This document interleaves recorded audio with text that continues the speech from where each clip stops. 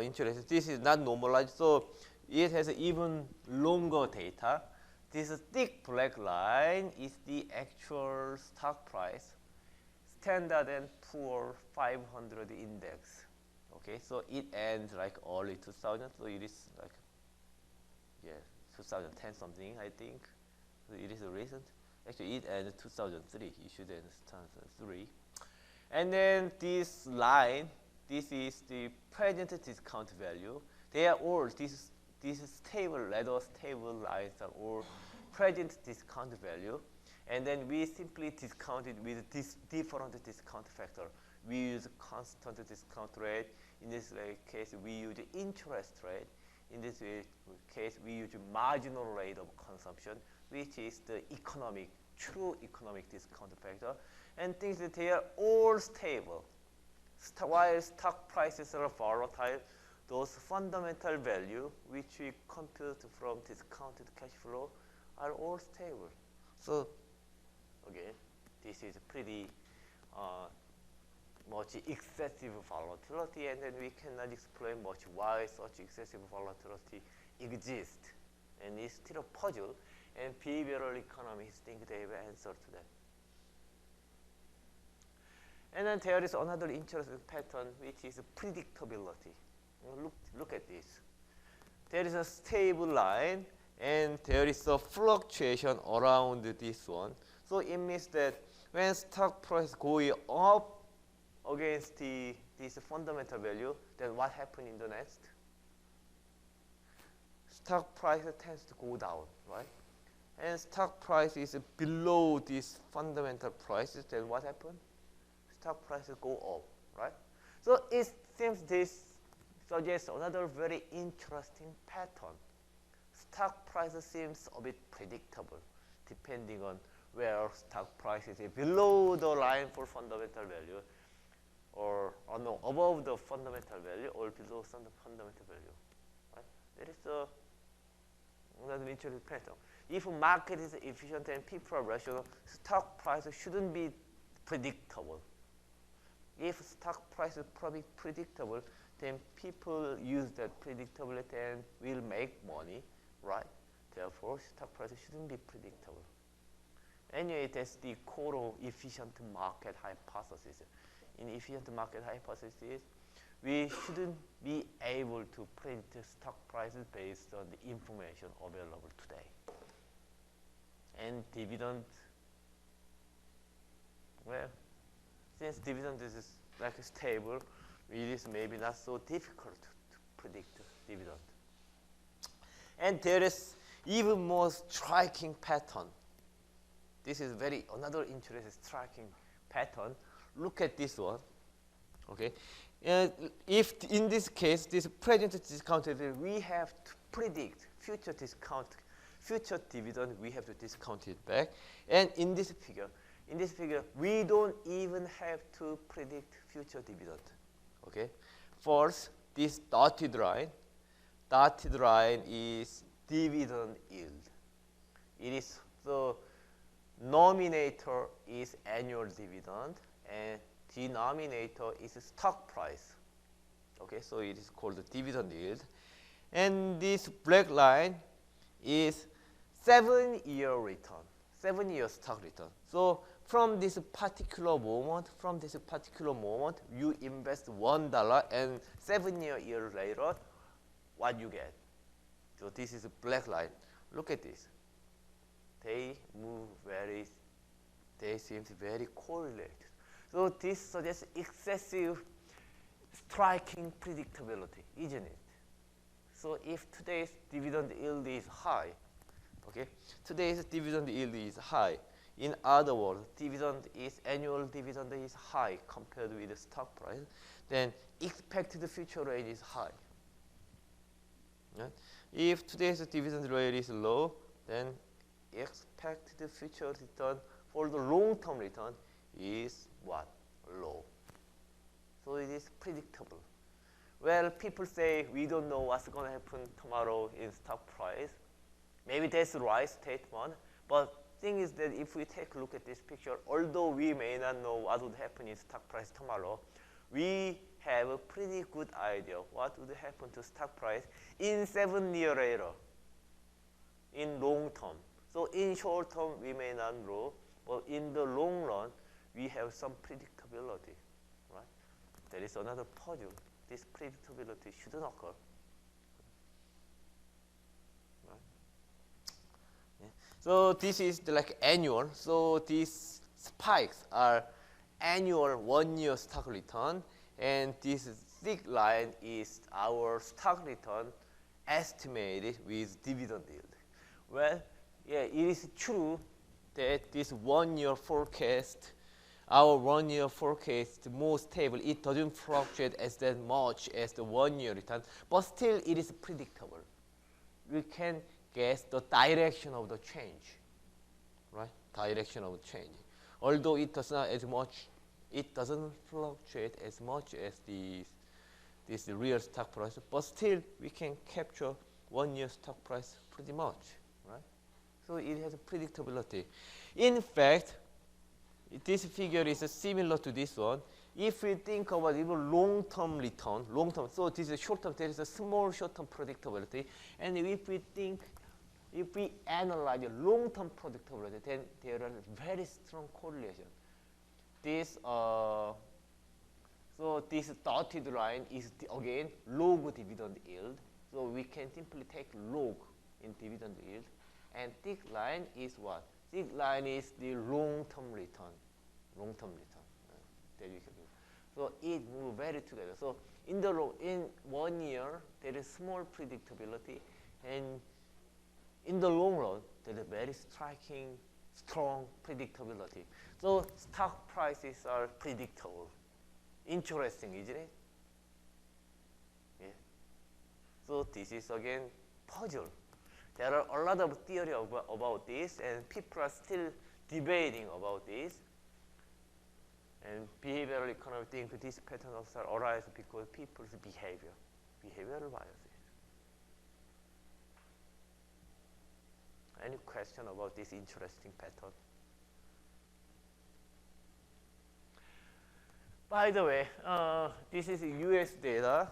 So unfortunately, this data ends because it is 7 year, like this paper is written 2011, and we need 7 year data. So the graph end year 2004, right? Because paper is written 2011, and they need 7 year data, so they have to calculate of the rest 7 year data, right? So it ends at 2004, and imagine what would happen in the future U.S. stock price. Well, if we think about dividend yield of the current U.S. stock market, I don't know, I didn't check much, but from 2010 to now in U.S. stock market, did have U.S. stock prices risen or declined? What happened to the U.S. stock market since 2010? Has it risen or declined? Let's check.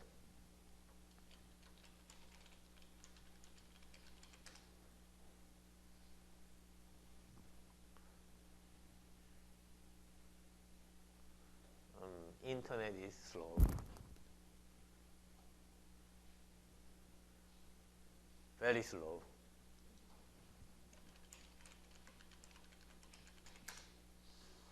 Okay, Yahoo is better. And let's check Spider.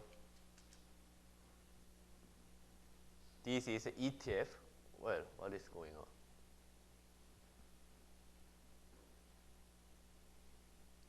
Yahoo Finance.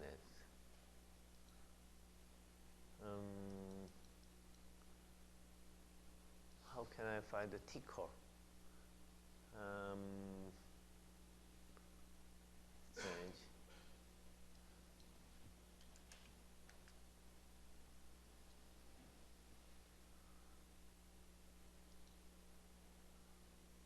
Finance ticker, and then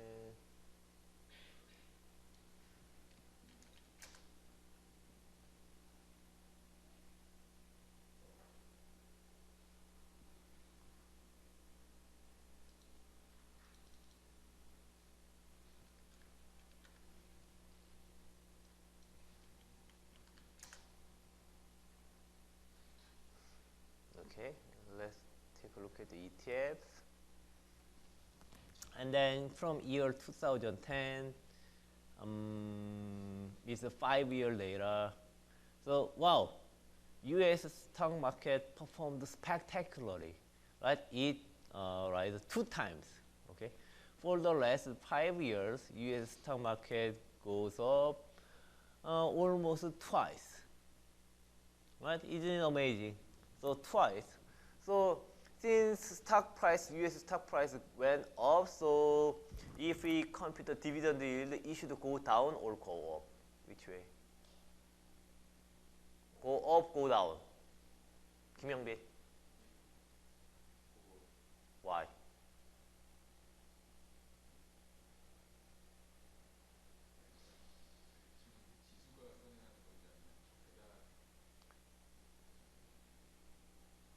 So again, this is dividend yield. So nominator is dividend and denominator is stock price. Well, we don't have much data on dividend, but I don't think, okay, given that stock price went up 2 times, I don't think the U.S. firms pays like, okay, they pay, it went up, okay, it went up, right, it went like, it went up 72%. Stock price went up 72%, and I don't think U.S. firms on average pays dividend 72% more. That is implausible. Therefore, since dividend is in the nominator and denominator becomes bigger, therefore, I think it went down. Right? It must have went down. But because denominator is now big, right? And then so if this pattern holds in future, then it means what? U.S. stock price will go down? Maybe.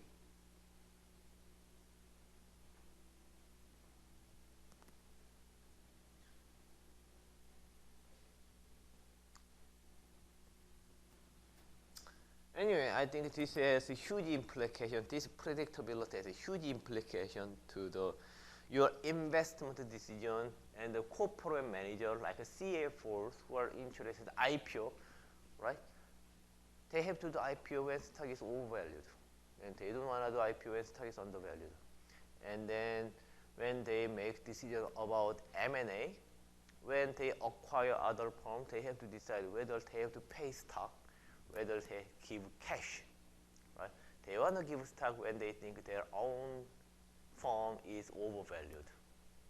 They would want to give, they want to pay cash if they think their firms are undervalued. So this is important for M&A, and this should be also important to payout policy, what they have to pay as a, when they pay, when a firm pays to their shareholders, whether they have to pay, whether they will do stock repurchase, or whether they will pay out stock. For example, when stock market is like in this case, when stock market is something like this, well, when firms do payout stock repurchase, when they repurchase stock, then it would be very expensive, right? Stock repurchase would be very expensive. But when something like this, then stock repurchase should be cheaper.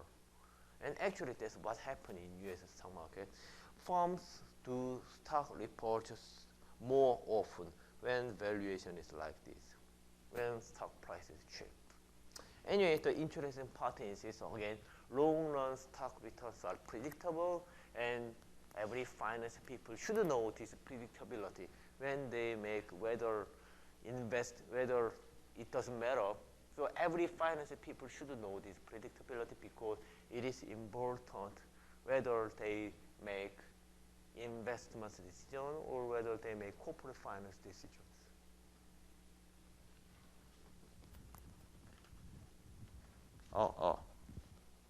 Yes, it's working. Yes. Any question? So is it difficult? Heiko, any question? So it is okay? Comprehensible? It is?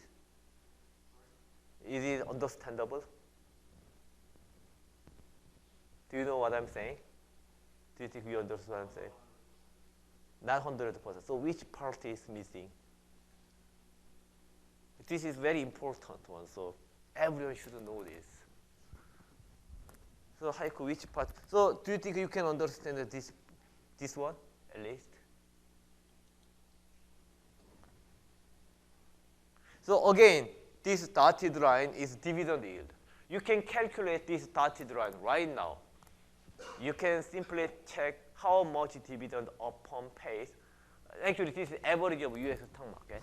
How much on average firm, a typical firm, pays out the dividend for the last 1 year, and the price is a ratio between dividend, annual dividend, and current stock price. So you can calculate the dotted line right now. And this thick line is the return. If you invest $1 today, and this is what you get 7 years later. So current dividend yield has a pretty good predictability about what you will get when you invest in this particular stock market for the next 7 years. So when the valuation level is high, it means when dividend price ratio is low, dividend yield is low. In this case, you will not make much money. Actually, you will lose money in this case. For the next 7 years, you will lose money. But when stock market is cheap compared with the current dividend, so it means that dividend yield is high. Then if you invest $1 today, then 7 years later, it becomes like $20. That's the whole story about this. So predictability. Yeah, Angelica, any question?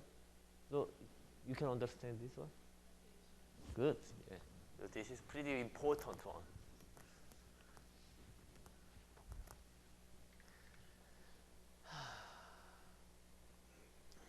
Yeah, and then couple of other biases. Sorry, it is pretty interesting one, but it is written in Korean. So Korean students, you can simply read this one. And there are, in this slide, there are a couple of concepts like mental accounting, loss aversion, and framing effect. Have you ever heard of the mental accounting? Have you ever heard of mental accounting? So it is like accounting in our mind. There is a good example about mental accounting. In Daniel Kahneman's book, there is an example about the economist, an economist.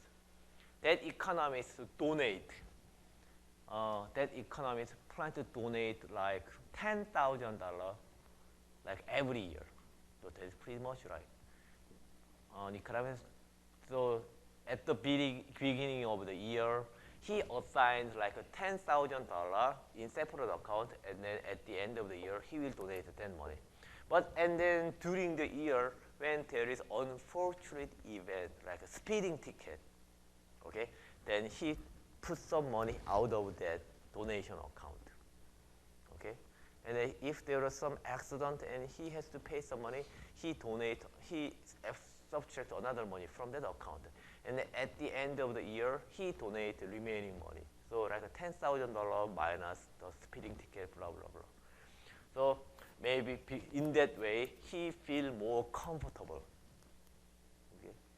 But then if you think about this one more time, this is actually not rational behavior. Okay?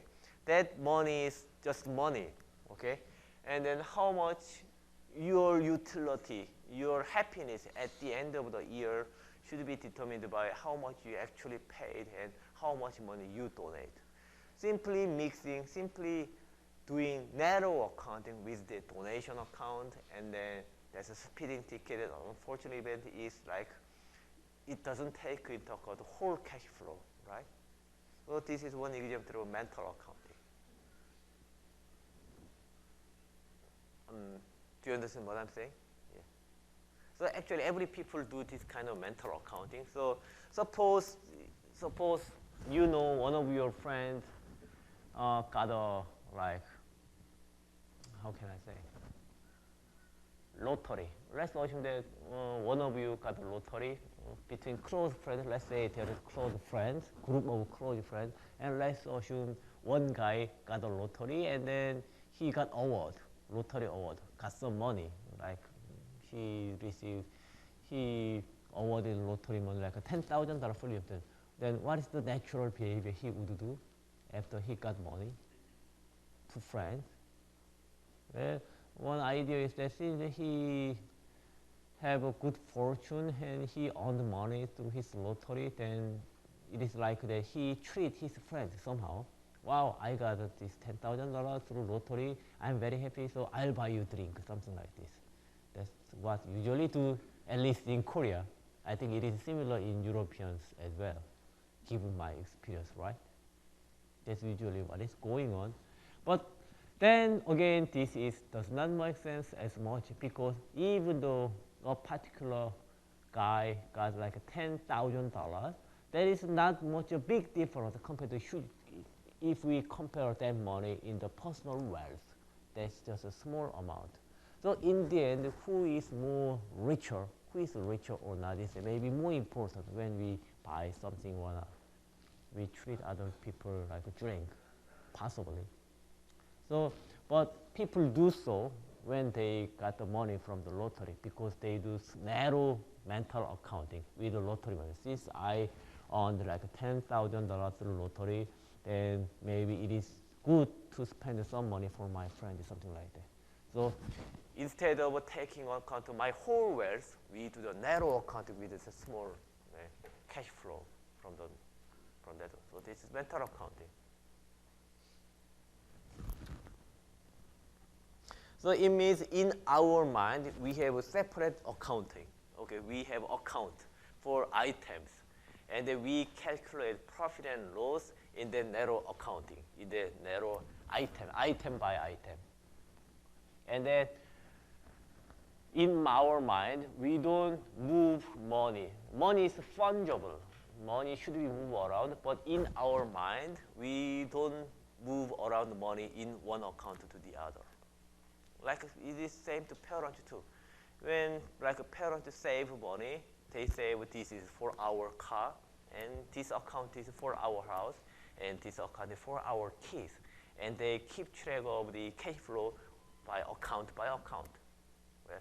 But in fact, money is the same. What matters, eventually matters, is the entire cash inflow and cash outflow. But for many reasons, in our mind, we do the separate account for kids' education, car, and housing, something like that. And we calculate profit loss at each account. And this is another example of mental accounting. And there is another concept is loss aversion. And loss aversion means when we make if we compare the case of gaining or $100 and losing $100, the amount of unhappiness of losing $100 is about 2 times bigger than amount of happiness we have when we making $100. So we are much more sensitive to loss than the gain.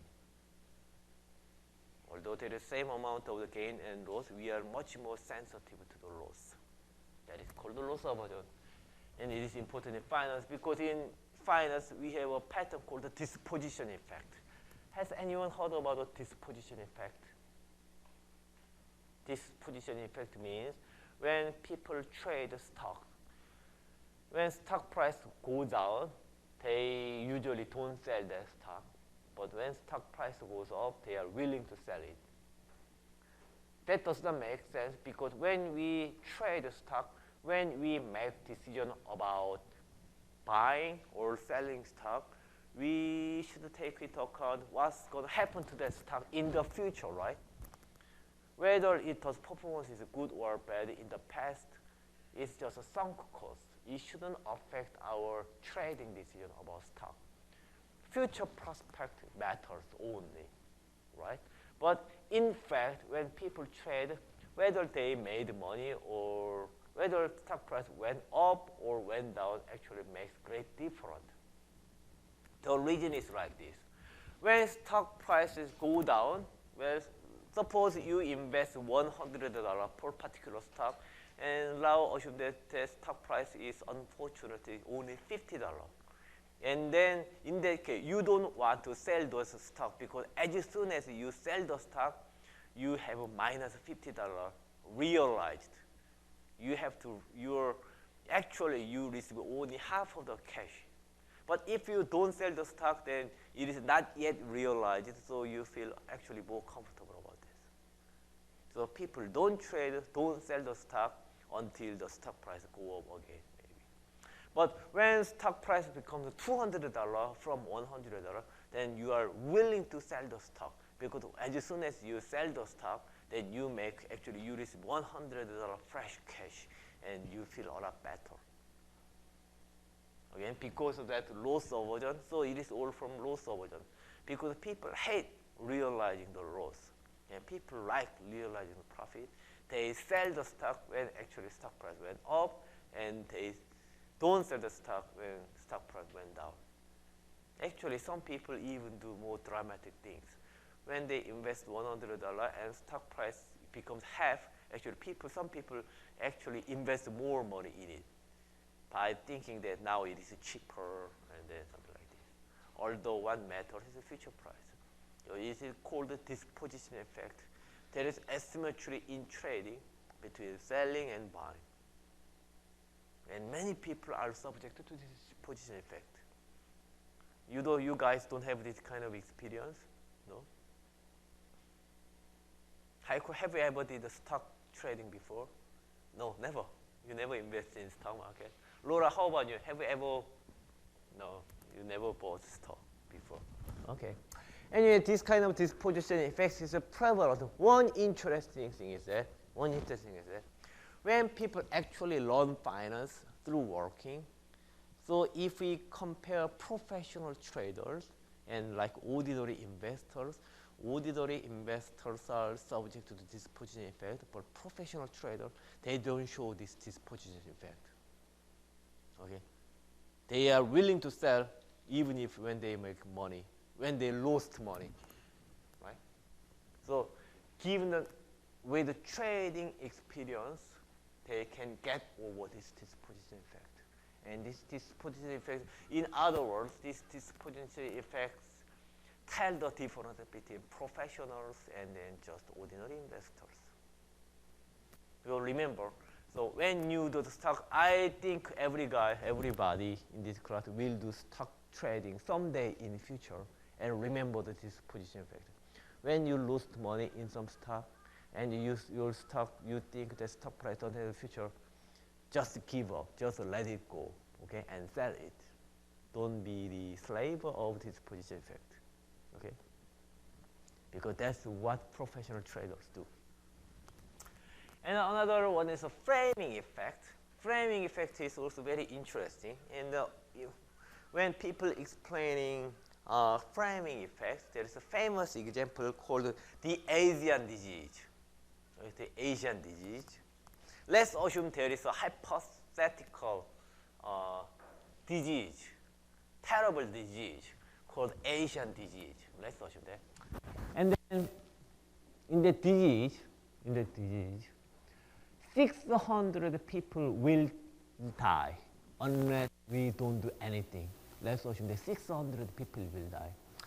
And then against this Asian disease, let's say we have 2 programs to deal with this Asian disease. Program A. If we use program A, if we adopt program A, then let's say we can save 200 people out of 600 people. Okay? And then there is a program B. Program B is stochastic. If we adopt program B, with 1/3 of the chance, we can save everyone.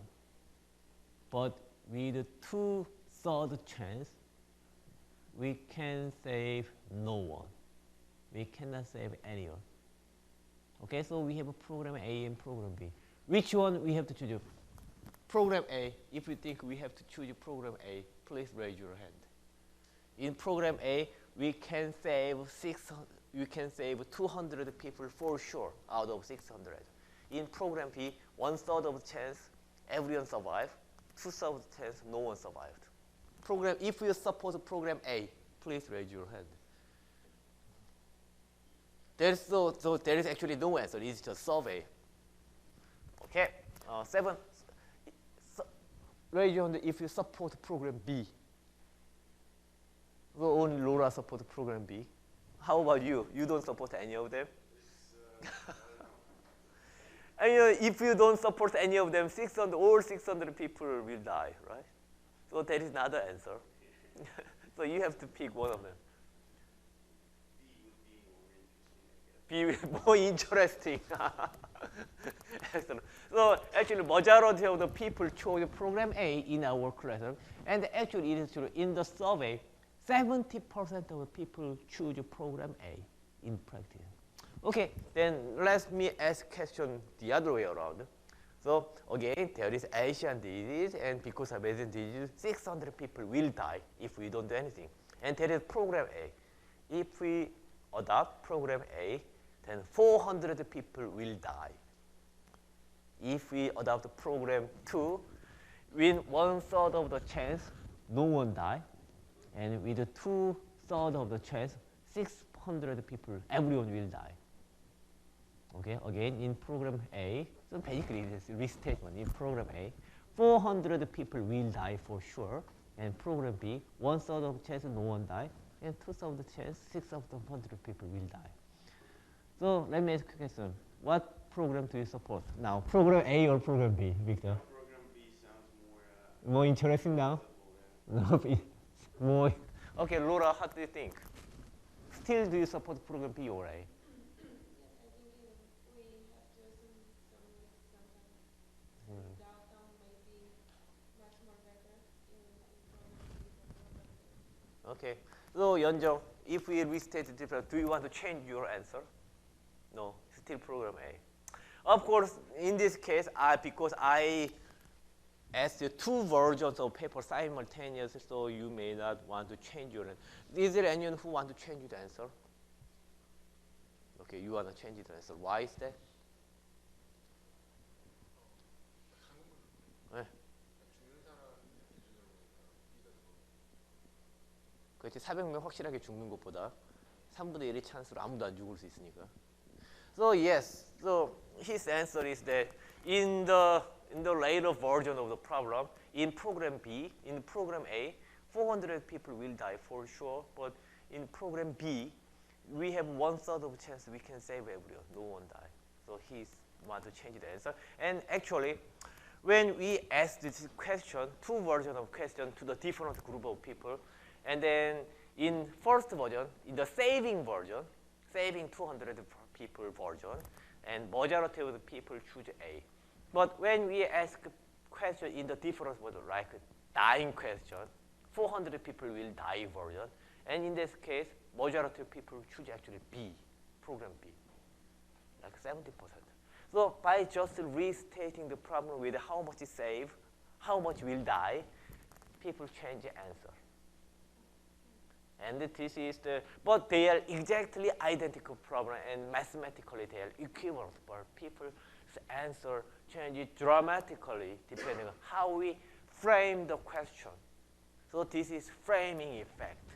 And in finance also this is very important. Actually, framing effect is, I think, more important in politics than in finance, right? In politics, it is all about framing. Okay, how to frame their policies, like abortion policy. Abortion is like if for the people who don't like the abortion, they are pro-life. Okay, people who hate abortion, oppose abortion, they say it's like banning, illegalizing abortion is they call pro-life policy. It means that abortion is like allowing abortion is in terms of pro-death policy, maybe in this sense. So it is their way of framing. But remember, the people who support abortion, they say it's a pro-choice policy. So it is they want to frame. Politics is like framing in many cases. Like 무상급식, 유상급식, right? Something like that. 무상복지, 유상복지. 유상복지란 말은 존재하지 않는데 사실. It's all about. I mean, it is there nowadays recent debate in Korea about the welfare system, and there is an interesting example in Korean politics about the framing effect. Okay, so they are all very important effects in finance. And then until now, when we talk about the behavioral finance, we mostly discuss behavioral finance in the context of investment, asset pricing, like portfolio choice and stock price and those things. And there's like investment theory in finance. But actually, behavioral finance is also important in corporate finance too. Behavioral finance is also important not only for investors, traders, portfolio managers, but behavioral finance is also important for CFOs, like corporate manager. Why corporate managers should study behavioral finance? First, maybe corporate managers are also human beings, so they are also subject to behavioral bias, like focus limits, mental accounting, framing effect, and loss of it. That's why they have to study behavioral. Second, if they are smart, they can actually exploit other people who are subject to behavioral finance. They can do market timing for their corporate decisions. So they can take advantage of other people who don't study behavioral finance. That's why even CFOs should study behavioral finance. There is an interesting quote by Warren Buffett. Read this one. Many managements, corporate managements actually, many managements apparently were overexposed in the impressionable childhood years to the story in which the imprisoned handsome prince is released from a toast body by a kiss from a beautiful princess. Okay, everyone know this tale, right? This fairy tale, right? Consequently, the managements, they are certain their managerial kiss will do wonders for the profitability of the company target, the M&A target they acquire. So they will miss that once they acquire other company and they give managerial kiss, then suddenly that firm will become profitable again, something like that. We observed many such cases, but very few miracles. Nevertheless, many managerial princesses remain serenely confident about the future potency of their cases even after their corporate backyard are knee-deep in unresponsive toads. Right? So it means that managements, they will keep kissing toad, keep kissing frogs. Although there is no miracle. Why is that? It means many managements are subject to behavioral bias. They are overly optimistic or they are overly overconfident about themselves. Given this pattern, right? Even Warren Buffett noticed that there are a lot of behavioral bias in the CFO or corporate manager, and that's why even corporate managers like CFO should study behavioral finance. That's why you should study behavioral finance even if you are not interested in working in a financial institute. Even if you work for a manufacturing fund, still you have to study behavioral finance.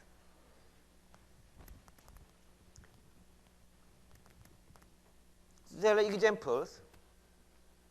Suppose you are interested in starting your own business. Well, those potential entrepreneurs are severely subject to overconfidence or optimism bias. 68% of entrepreneurs think, almost 70% think that their startup is more likely to succeed than comparable enterprise, while only 5% believe that their odds are worse. And one-third of entrepreneurs think their success is guaranteed. Okay, what optimistic they are, right? What a confidence they have. And as startup, almost 60% expect development.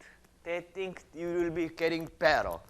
56 expect development in the near future, and only 6% expect difficulties.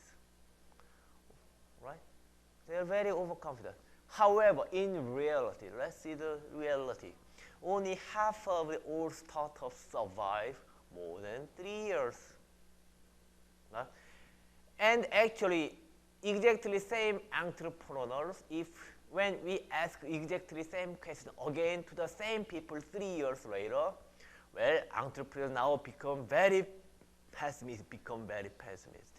It means entrepreneurs, when they start business, they are overly optimistic.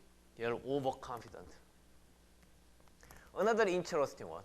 About 2/3 of CFO say that their stock is undervalued, and only 3% say they are overvalued. So CFOs tend to think their stocks are overvalued. Again, they have overconfidence, optimism on their stock. And then optimist. When we compare optimist corporate manager and like pessimist corporate manager, optimist corporate manager use more short-term debt. You know, short-term debt have a lower interest, right? Usually, compared to long-term debt, they have lower interest, but they have to pay back money in the short term. And even if they want to roll over that, they have to pay. They are exposed to future interest risk. So they take cheap but riskier choice when people are optimistic. And then even in IPO, we learned IPO, right? And there is IPO price. And in most of the case, IPO price lower than first day closing price. This is called IPO underpricing. And issuing manager perceive gain with the gap between the first day closing price and IPO price.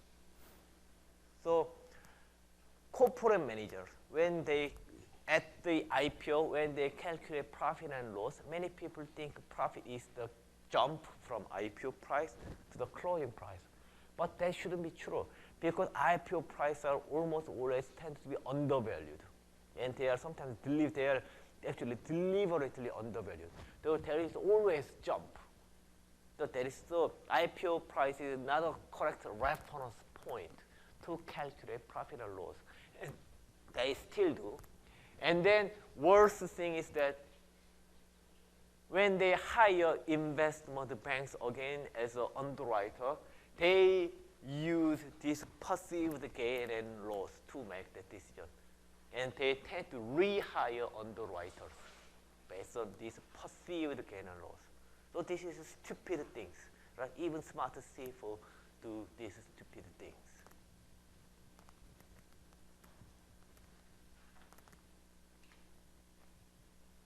And then not only IPO and entrepreneurs, actually real investment decision, it also affects real investment decision as well.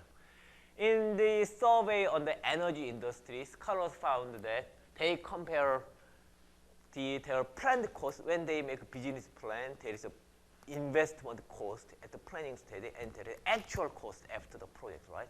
And they find that actual construction cost is more than 2 times of initial estimates. So they underestimate cost or amount of investment. So it means they're overly optimistic about their project. Not only energy industry, similar findings are in military hardware, drugs and chemicals, and other development projects. And there is another one. For the managers with overconfident corporate manager, when overconfident CEO, overconfident managers are in the top position in a firm, those firms tend to more investment when there is cash. When there is a cash flow, after the cash flow, they use the cash flow for investment.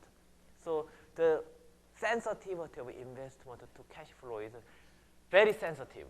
The sensitivity is very high if a corporate manager is highly optimistic, highly overconfident. And of course, it is actually difficult to know whether an executive is overconfident or not. Let's assume 누구야? 뭐 지금 뭐 아직 시간 안 됐는데 외부학교 갔다 왔다니. 내가 어디까지 봐야 되더라? I forgot what actually I forgot. Anyway, I think it is time's up for today. So I forgot what I was talking about. Yes. Anyway, so let's stop and then see you this Friday. Thank you.